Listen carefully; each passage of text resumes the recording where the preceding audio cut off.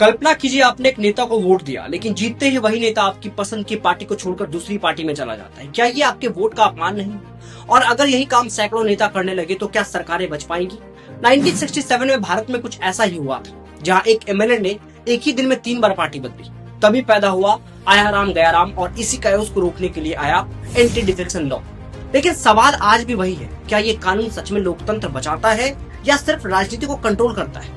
नमस्कार दोस्तों, आज हम एंटी डिफेक्शन लॉ को समझेंगे, इतिहास से लेकर आज तक, बिल्कुल आसान भाषा में। भारत में शुरुआत में राजनीति काफी स्टेबल थी, क्योंकि एक ही पार्टी का डोमिनेंस था। लेकिन 1967 के जनरल इलेक्शंस के बाद स्थिति बदल गई।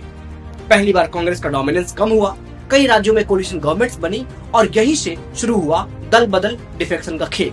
अब समझते हैं आया राम गया राम की कहानी। हरियाणा के एक विधायक दयालाल, उन्होंने 15 दिनों में 3 बार पार्टी बदली और एक दिन में 3 बार शपथ ली। इस घटना के बाद नेता ने कहा आया राम गया राम, और ये फ्रेज भारतीय राजनीति में फेमस हो गया। 1967 और 1980 पॉलिटिकल स्टेबिलिटी का दौर था। इस समय क्या हुआ?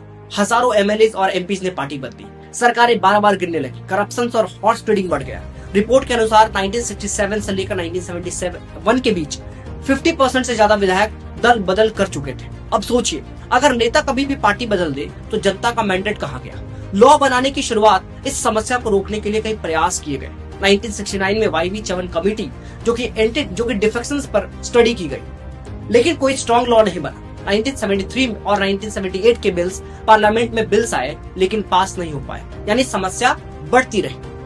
आखिरकार 1985 में प्रधानमंत्री राजीव गांधी की सरकार ने इस कानून को लागू किया। इसे संविधान की 10वीं अनुसूची यानी कि 10th शेड्यूल में जोड़ा गया और ऑफिशियली एंटी डिफेक्शन लॉ लागू हुआ। एंटी डिफेक्शन लॉ क्या कहता है?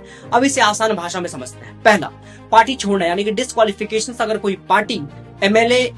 कोई एमएलए या एमपी अपनी पार्टी छोड़ता है तो उसकी सदस्यता खत्म हो सकती है। दूसरा, व्हीप के खिलाफ वोट।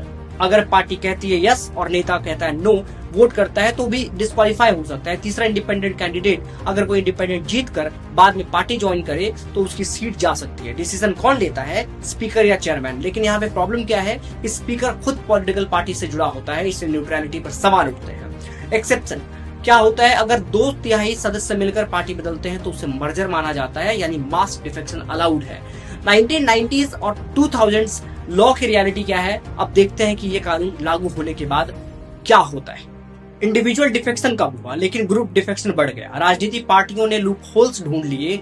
19th कॉन्स्टिट्यूशनल अमेंडमेंट 2003, इस अमेंडमेंट ने एक बड़ा बदलाव किया। पहले 1/3 सदस्य मिलकर स्प्लिट कर सकते थे, लेकिन अब कम से कम 2/3 जरूरी हो गया है। इससे छोटे लेवल के